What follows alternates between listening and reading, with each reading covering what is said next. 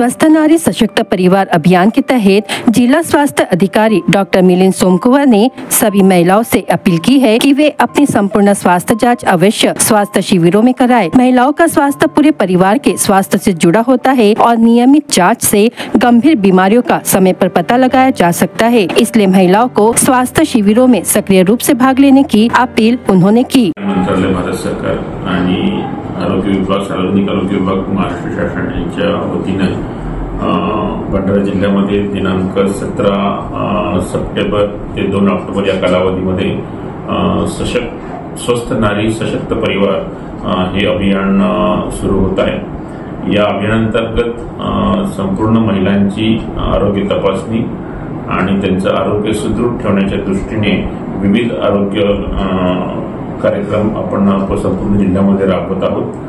याच्यामध्ये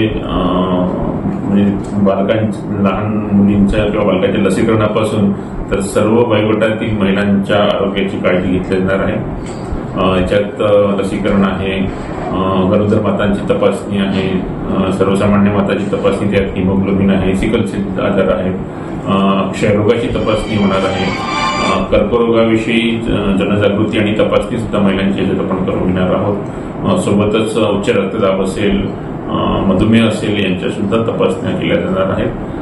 यासोबतच महिलांना आहाराविषयी जनजागृती, त्याच्याविषयी आरोग्य शिक्षण आणि एकूणच संपूर्ण महिलांच्या आरोग्यासाठी हे अभियान अत्यंत उपयुक्त आहे।